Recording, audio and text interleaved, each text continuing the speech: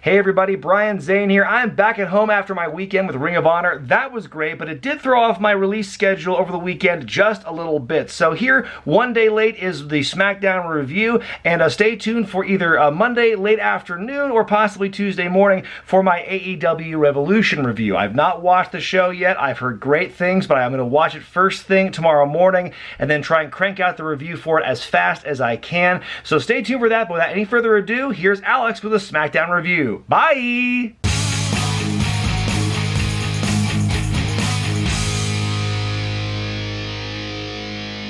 Hello everybody, welcome to another Smackdown review here on Wrestling with Regret. My name is Alex, your self-proclaimed Queen of the Ring, and this week's episode of Smackdown, we had a major return, some pretty gnarly results from the Super Showdown, and we had some confirmations for Wrestlemania matches that we're just gonna get into it. So let's jump into it. Now kicking off the show, we had the new Universal Champion, which is Goldberg. Yes, Goldberg won the Universal Championship against The Fiend at the Super Showdown. So he comes out, opens up the show, and simply asks, who's next? Who is next? Obviously, the fans are not very happy to see Goldberg as Universal Champion, and neither is Roman Reigns. So he comes out and he says that he's next. And that's it. And on Instagram, we see that the announcement is Goldberg versus Roman Reigns at WrestleMania. That's it. That's the build. That's the match. That's what we're going to get. If you want to do this match at WrestleMania, fine. Do the match, but you really don't need the title. Following that, we have a rematch with Bayley versus Naomi from the Super Showdown, and we're having the rematch tonight. The bell rings, and before the match can get started, Bayley grabs the mic and goes off on a rant and begins to introduce a future Grammy Award winner, someone that's better than Cardi B and Beyonce, and that was Sasha Banks. And Sasha Banks made her return, her hometown return to be exact. She's at ringside, the match starts, it's a pretty good match, but then Sasha Banks jumps into the match and it's a DQ. So they jump Naomi, then Lacey Evans comes out and they start brawling, and the ref is like, you know what, let's just turn this match into a tag match. So it's Lacey Evans teaming up with Naomi to face off Bayley and Sasha Banks. And this match was pretty good. It was great to see Sasha Banks back. I have been really enjoying her as a heel. I think her ring work as a heel is very good. The way that she at one point took Naomi and was teasing to tag in Lacey, it was a great match. And to see Lacey and Naomi team up together, they were very good. And Naomi got the win for them. Naomi got the win. She pinned the champion. So I'm hoping that we continue this feud and we can get Bayley versus Naomi or some kind of stipulation. That'd be actually pretty cool if we get some kind of stipulation, like a no holds bar, a last woman standing, or a street fight maybe. That'd be pretty exciting if we get a street fight, a women's street fight at WrestleMania. Oh man, that'd be great. But they probably won't do that. But it's great to see that they are going to continue this feud, because I think Naomi does a really good job with Bayley, and Bayley really is honing in on her heelness. So I like to see it. I love to see it. Do you love to see it? I love to see it. It's great. All right. So this next match, there was a lot going on. So I'm going to try to break it down as best as I can. So Kofi Kingston versus Robert Roode. Dolph Ziggler and Big E are at ringside cheering for their respective boys. And it was an all right match. At one point, Dolph Ziggler distracts the referee, and Robert Roode is at ringside next to Big E, exchanges a few words, then begins to push himself. Robert Roode pushes himself onto the stairs, and the referee turns around and hears it and sees Robert Roode injured next to Big E and assumes that Big E attacked Robert Roode. So then Big E is kicked out from ringside, but we leave Dolph Ziggler at ringside. And I liked it. It was a little, little Eddie moment. Eddie Guerrero moment. I did like the cheating that was done in this match, and that wasn't the only cheating. Towards the end, Kofi Kingston got Robert Roode with the SOS and counted to 2 because Dolph Ziggler put Robert Roode's foot onto the rope, and then he tapped on the ref and said, hey, his foot is on the rope, what are you doing? And then Kofi Kingston gets mad, and then Robert Roode goes in for the cradle for the win against Kingston. And then during the match, we see Mandy Rose watching the match, obviously fixated on Dolph Ziggler. And also Dolph Ziggler has his own shirt, but he has like Mandy Rose on the shirt as well. There was a lot going on, but I still enjoyed the match. It was a good match. Like I said, I enjoyed all the cheating. I thought it was very interesting for Robert Roode and Dolph Ziggler. Obviously, King Corbin is influencing them pretty well. But yeah, it was an all right match. And then after the match, we see that Otis was watching the match as well, and Otis and Tucker have an exchange, and Tucker says he needs to get over Mandy Rose. This would probably be match of the night for me. I think it definitely kept me intrigued with all the cheating that was going on in the match. So good job. Next up, we have a contract signing for the Intercontinental Championship at the Elimination Chamber with Braun Strowman and Shinsuke Nakamura. Of course, accompanied by Sami Zayn and Cesaro. Sami Zayn wants to look over the contract first before signing it, and Braun Strowman says that it doesn't matter whether he signs the contract or not because he knows that all 3 of them are going to gang up on him, so he's just going to sign it anyway. And Sami Zayn, being a conniving, smart manager that he is, Sami Zayn twists Braun Strowman's words and says, oh, did you just agree that you would fight all 3 of us?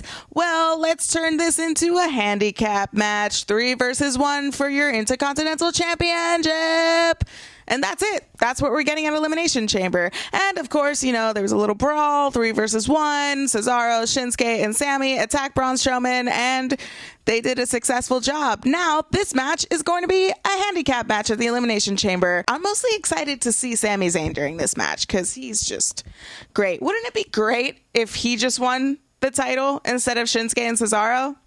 I'd like to see that. Now, following that contract signing, we had a match between Daniel Bryan and Curtis Axel.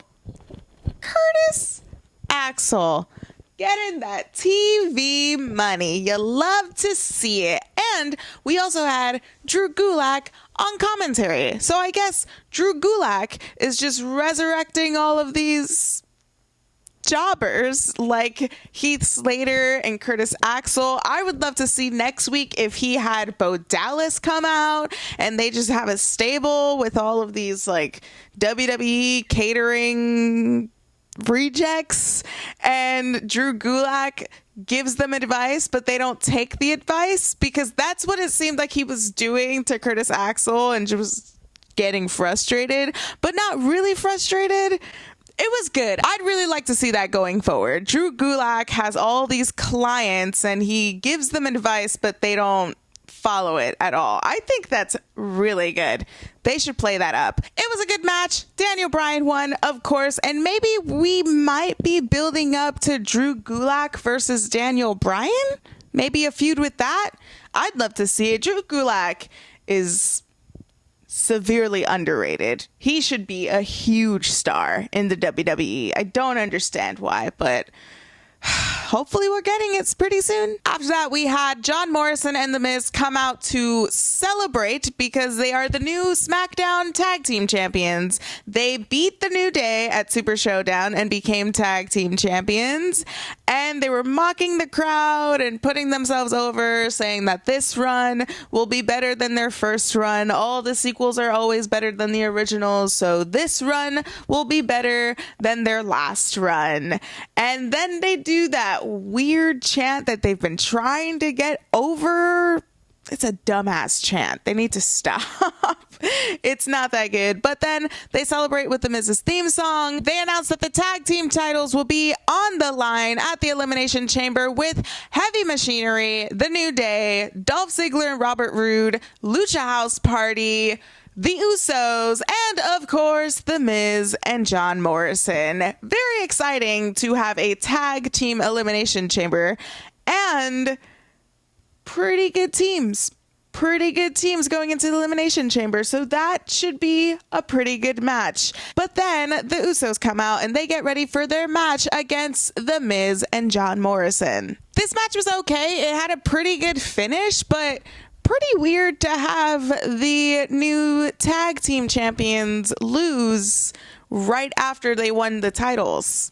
It seems like maybe the WWE also doesn't like The Miz and John Morrison as a team. Maybe. I don't know. Comment section. Stop coming after me. I don't like them as a team, okay? I just don't. Sometimes you like some people and then sometimes you don't. And you know what? That's all right. You have to understand as a wrestling fan, that's totally fine. And for The Miz and John Morrison, I don't like them. So I was pretty happy to see them lose. I'm not going to lie. But I also thought it was weird to see them lose, right? They're probably not going to walk out of the Elimination Chamber as champions. So sorry, comment section. You better get ready for that. And last but not least, the moment we have all been waiting for all night. They've been teasing John Cena's return since about a month ago. And all night throughout this whole episode of Smackdown, we saw highlights from his career, from the many WrestleManias that he's won championships and his beginnings. And were we teasing John Cena retiring? Maybe? Because he came out and he said that he'll always be a WWE superstar and how it's WrestleMania season, but there's nothing really lined up for him. So he's not going to participate at WrestleMania because he thinks that a WrestleMania spot is earned and not handed down to you, Roman Reigns and Goldberg. I know that's out of your control, but so he's just gonna walk away and salute, and it seems like maybe we've seen the last of John Cena. And I totally thought that the show was going to cut off, and I was like, man, that's it? That's all we've been teasing for? Man, it'd be great if The Fiend came out. And then he did. And then he did, and I predicted it. The Fiend came out, and the way that they played this up, I mean, John Cena, for the amount of hate that he gets, listen, I did all the John Cena sucks chants till I was blue in the face. I've done the chants. I have booed him, but he is good. Dude, he's good at selling moments, and he sold the hell out of this moment with The Fiend. And you also have to give it up for the camera work that was done with just having the camera on John Cena, and then you pan over his shoulder, and we see The Fiend, because we know that the whole time that he came out when the lights went down, and he's right behind him. It was great. They played this up pretty well. Not much else happened. The Fiend pointed at the WrestleMania sign, and John Cena nodded his head in agreement. Therefore, we have The Fiend versus John Cena at WrestleMania this year. Now, do we need this match? Obviously not.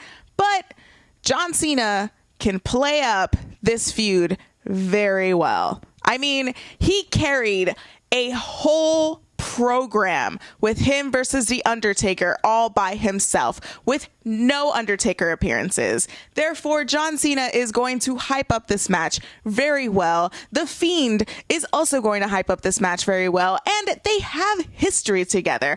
Bray Wyatt and John Cena have some great history together, so this should be a pretty interesting match at WrestleMania. Do we need it? Am I too? Is it a dream match? Not really.